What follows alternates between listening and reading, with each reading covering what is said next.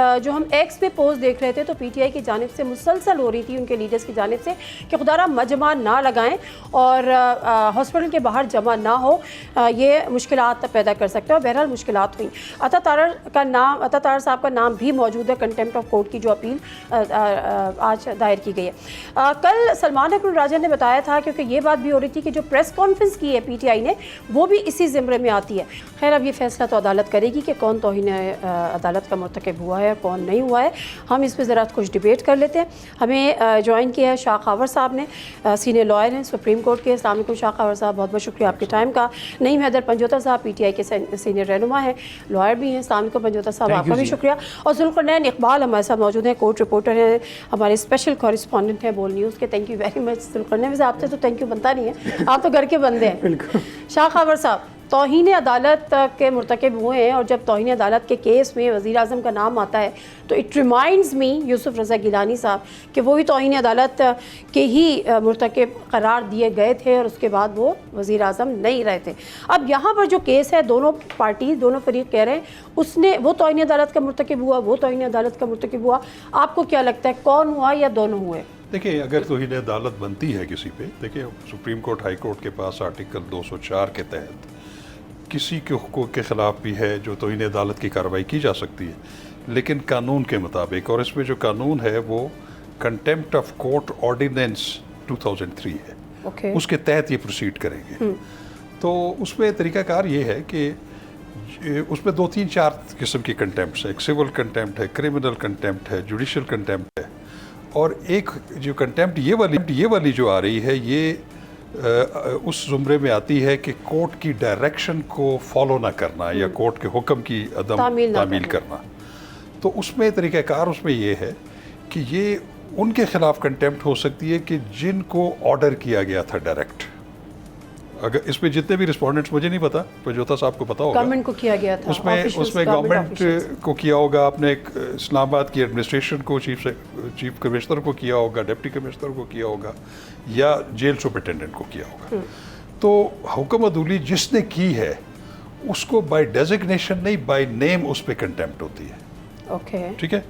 अब अगर तो वज़ीर आज़म के को भी अगर हुक्म को जारी हुआ है और अगर ने उसकी अदम तामील की है तो वो फिर इन पर्सन जो भी वज़ीर आज़म हो गए वो उसमें एक अलेजिड कंटेमनर रिस्पोंडेंट बन सकता है। लेकिन अगर वज़ीर आज़म को कोई डायरेक्शन ही ऐसी नहीं हुई तो फिर अगर उनको रिस्पोंडेंट बनाया गया या मुल्ज़िम बनाया गया तो ये मेरा ख्याल है उस कानून की मंशा के अगेंस्ट है। लेकिन एक बात ज़रूर है कि मेरी अपनी दानिश में कि जब सुप्रीम कोर्ट ने एक फ़ैसला कर दिया, एक हुक्म जारी कर दिया और ख़ास डायरेक्शन की कि आपने खान साहब को जो है वो 2 दिन के अंदर अंदर शिफा हॉस्पिटल में एडमिट करवाना है, बिल्कुल बिल्कुल, और उनका जो है मेडिकल बोर्ड होगा, उस बोर्ड में कौन कौन से स्पेशलिस्ट होंगे वो भी बताए, और उनके ज़ाती मुआलिज डॉक्टर फैसल, उनकी बहन डॉक्टर उज़मा, स्पेसिफिकली एक डायरेक्शन थी कि वो उस पूरे प्रोसेस में शामिल होंगे। और उसमें यह भी था कि वो 16 सितंबर तक जो है वो हॉस्पिटल में रहेंगे और उसके बाद जो हम हुक्म जारी करेंगे और फिर नेक्स्ट हियरिंग तक जो मेडिकल बोर्ड की जो भी रिकमेंडेशन। उसके साथ साथ उन्होंने ये भी कहा था कि उनको हफ्ते में 1 दफ़ा फैमिली मेंबर्स के साथ मुलाकात कराई जाएगी, बेटों के साथ हफ्ते में 2 दफ़ा। तो उसका मतलब यही था कि ही being in the hospital, Shifa hospital.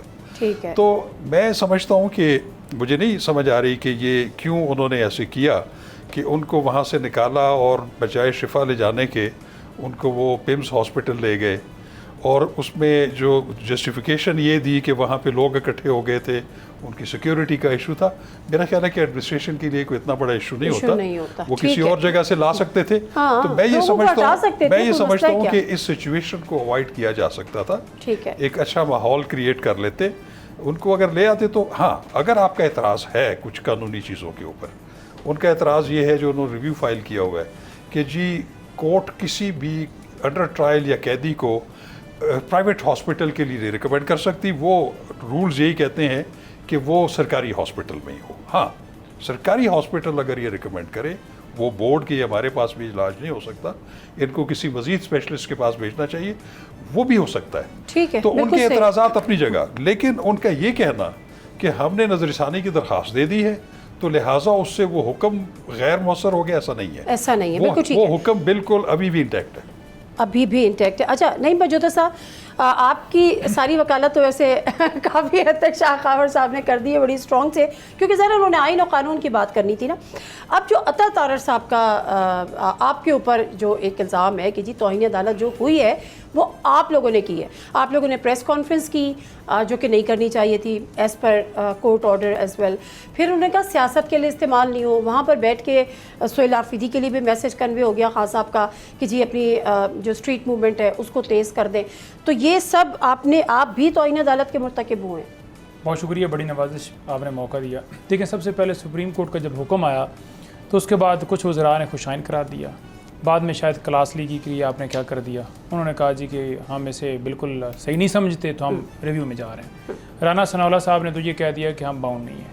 ठीक है, तो ये कैसे आप कह सकते हैं कि आप बाउंड नहीं हैं? सुप्रीम कोर्ट ने आपको वाज़ेह हदायत दी हैं, आप क्या कानून से ऊपर हैं? क्या आप आइन से ऊपर हैं? आप नहीं हैं ऊपर। तो फ़र्स्ट ऑफ़ ऑल तो इनको चाहिए था कि फौरी एग्जीक्यूट करते। वजह ये थी कि सेहत का मामला था, उसमें 2 दिन भी नहीं लगने चाहिए थे कि आप रात आखिरी 12 बजे तक का इंतज़ार करते, और मेरे ख्याल में 12:30 बजे शिफ्ट किया गया। दूसरी ये चीज़ है कि जब आपने शिफ्ट करना था तो अहकामात क्या थे? पिम्स में लेकर जाना है, बोर्ड बनाना है। ना पिम्स में लेकर गया, ना आपने बोर्ड बनाया। शिफा इंटरनेशनल में लेके हाँ सॉरी शिफा, तो बोर्ड आपने बनाना था। बोर्ड के अंदर कौन थे? उनकी बहन थी, उनके डॉक्टर फैसल ज़ाती मौलज थे, क्या वो वहाँ पर शामिल थे? नहीं थे, बोर्ड ही नहीं बना। ये सब चीज़ें तो हो गई ना, शिफा में बड़ी बिठाया तफसील से रखा। अब इन्होंने भी तीसरी ये बता चीज़ दी है, अब लेकिन तीसरी आप जो तौहीन अदालत के मुर्तकिब हुए अब इन्होंने 2 नुक्ते उठाए। एक ये कि जी वहाँ पर रश बन गया। यहाँ मैं आपको अभी दिखा देता हूँ जहाँ पर उनके नून लीग के अपने ही रहनुमा अख्तियार वली साहब ये कह रहे हैं जी कि वहाँ पर मैं खुद मौजूद था शिफा के अंदर, कोई PTI के लोग नहीं थे। आम पब्लिक जो है मौलज इलाज करवाने वाले लोग आते हैं तो उनके साथ फैमिली इस तरह के लोग थे, PTI के लोग नहीं थे।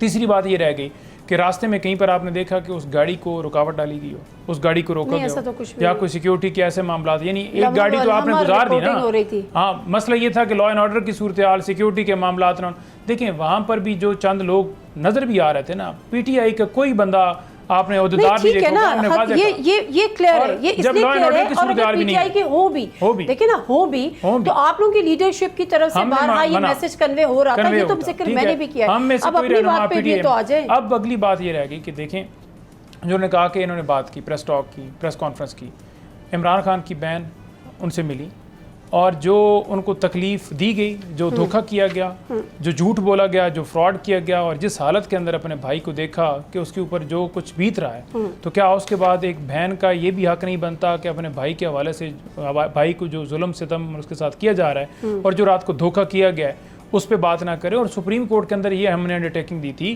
कि मेडिकल के ऊपर कोई गुफ्तगू नहीं होगी सियासी, ना पार्टी करेगी ना बहनें करेंगी। तो मेडिकल पे तो नहीं हुई, क्योंकि मेडिकल तो हुआ ही नहीं ना, बोर्ड बने ही नहीं है, इलाज हुआ ही नहीं है। उनका ब्लड प्रेशर बताया गया कि उनका ब्लड प्रेशर 80/120 उनका ब्लड प्रेशर था, सिस्टोलिक डायस्टोलिक। फिर उनको सियासी मैसेज भी उनका कन्वे हुआ। आप तो खुद वकील हैं, देखिए उनका ना इलाज हुआ ना एग्जामिनेशन हुआ। सुन लेना पंजोता साहब, until the next date of hearing none of the prisoner's family member of the political party or lawyers associated with him shall disclose or share his health condition or medical reports with the media or the public at large। Medical reports नहीं आई, लेकिन medically उस्मा साहिबा ने ये भी बताया कि वो fit है। उन्होंने ये भी बताया कि उनका BP कितना था, सिस्टोलिक भी बताया, डायस्टोलिक भी बताया। फिर जो पॉलिटिकल जो मैसेज था खास साहब का सुहेल आफरीदी साहब के लिए, वो भी कन्वे हो गया। देखिए ऐसा नहीं है, असल सूरत हाल ये है कि एक दिन पहले डॉक्टर जो नौरीन आपा हैं उनसे मुलाकात हुई, बाहर निकल के उन्होंने कोई स्टेटमेंट नहीं दी। ठीक है, जो रात को उनके साथ मिसहैप हुआ, जो उनके साथ किया गया धोखा, नहीं अदालत में देखें एक भाई से मिल के आई है, आपने सारी रात उनको घुमाते रहे। फैसल मैं मानती हूँ गलत हुआ, लेकिन अदालत ने आपको मना किया था। देखिए मेडिकल रिपोर्ट के ऊपर बात नहीं होनी थी, उसके अलावा उनकी जो बोर्ड बनता, उनकी कंडीशन या उनकी किस हालत के अंदर वो नहीं होना था, वो अमल हुआ नहीं। वो अगर अमल होता तो अदालत में जाके करते। ब्रेक ले लूं ताकि फिर मैं इनको भी इंटरप्ट ना करूं। ब्रेक ले लें जल्दी से और मैं जुल्फिकार से बात करती हूँ। सब्सक्राइब करें और बेल दबाएं ताकि कोई खबर रह न जाए।